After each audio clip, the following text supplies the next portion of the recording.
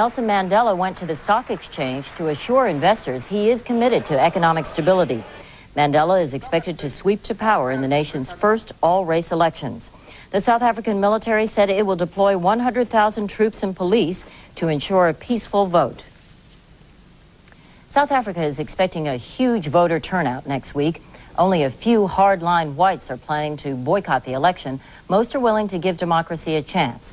For encouragement, they can look to a neighboring nation that's made the transition to majority rule. Dan Rather reports from South Africa and Zimbabwe.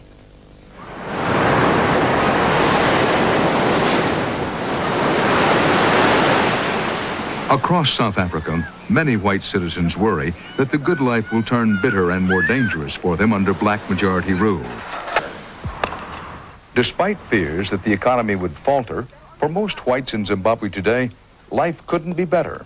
Oh, yes, I wouldn't be anywhere else in the world. The whites are here. They still are in control of the economy. They have most of the land in the country, they being commercial farmers. In South Africa, the voting begins on Tuesday. CBS News will be there, and Dan will have another special report on Monday.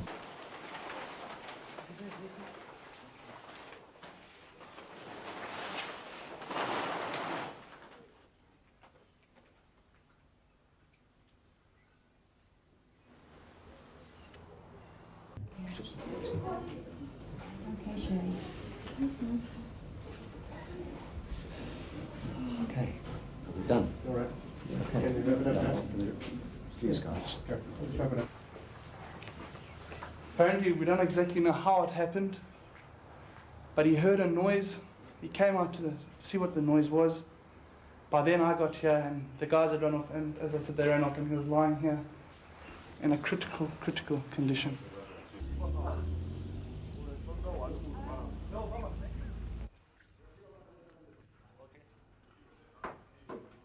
Denver headquarters, Which is basically next to peace us. place, there where we come, yeah.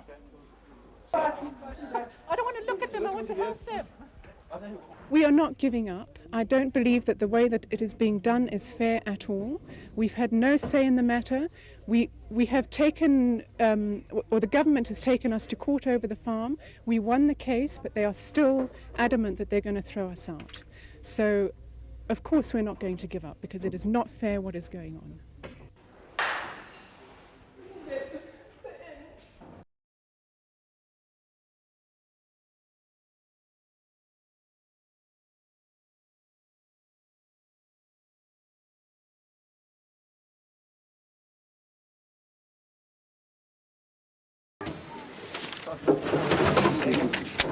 $50 billion. What can you buy with it? Nothing, nothing. Not matches, maybe. Matches. Box of matches. Yes. Coke? No. How much is a Coke? 300 billion. 300 billion. Yes. Bus? Check the knife on his head. So you need 10 of these, eh? Yes. Yeesh. Grew tobacco, maize, Kevin de Boyle is on the front line of a new battle for land in Zimbabwe. So how many acres have you got left here? Nothing now. Absolutely nothing. They've taken everything. His farm has been seized by a local ZANU-PF official who's installed his own livestock in the outbuildings and sent his workers to live on the land. This is one of them, hiding his face from the camera. Kevin is surrounded now, and they're also trying to evict him from his home. What are they saying they'll do if you don't leave? Normal story, hey? We'll come and jambanja you. Violently remove you. This video, filmed 3 weeks ago, shows another farmer trying to keep an invading gang from his land. There are threats, and then they turn on him with sticks.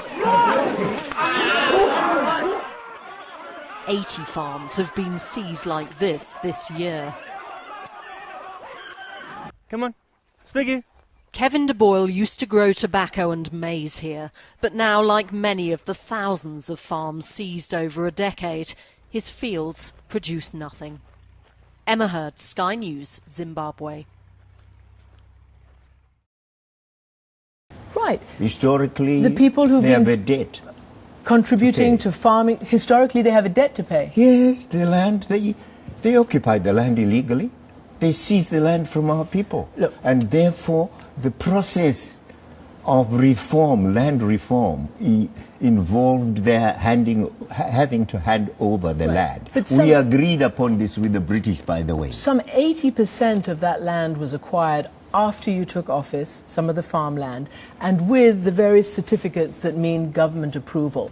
Why are these people being hounded out of the country? Why are they being they are not being hounded off their land then? No, they are not being hounded out of the country You've just at all. done reports Those about who it. are in industry, in manufacturing, in mining are not being... The farmers I'm talking about. Why is that wonderful farmland, and why are they being...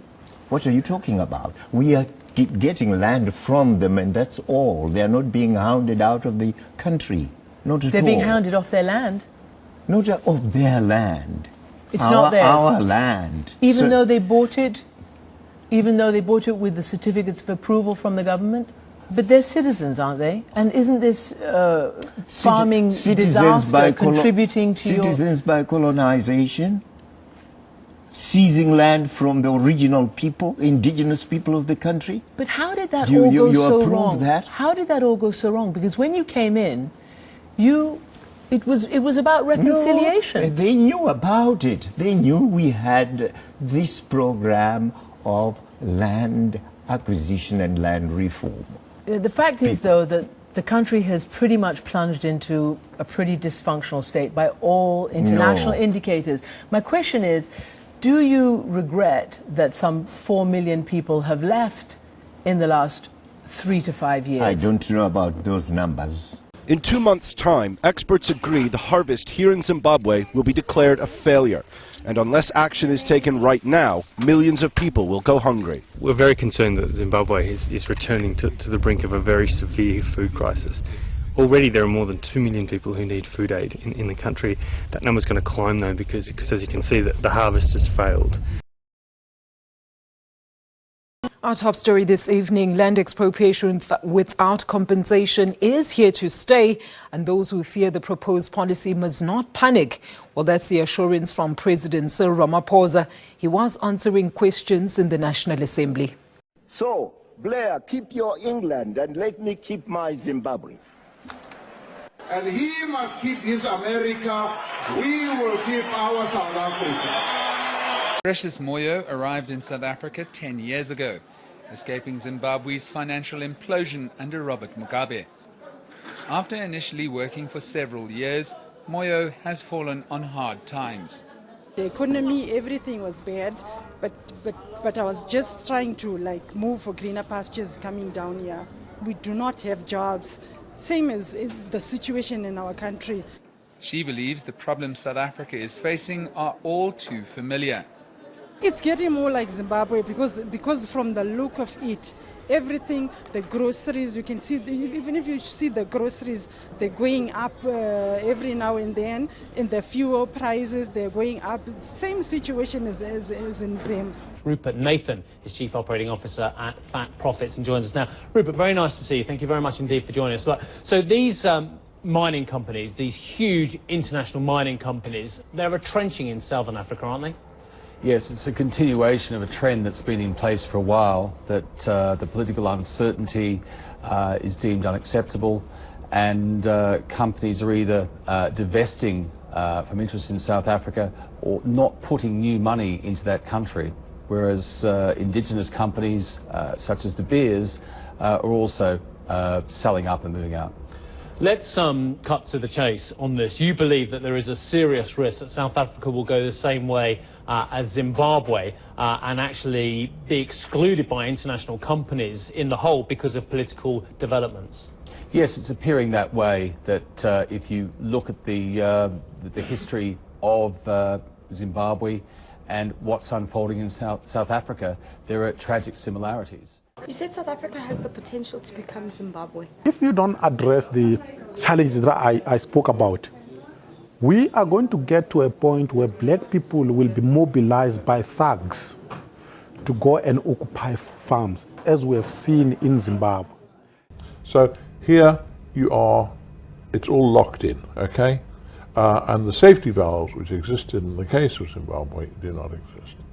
So if anyone wants to start down that route, I'm afraid they will very, very quickly find an utterly explosive situation, because, you know, you would get major riots and you would get all sorts of, you know, I mean, look, if you did here what Mugabe did in Zimbabwe, then very quickly you would not be able to feed the cities.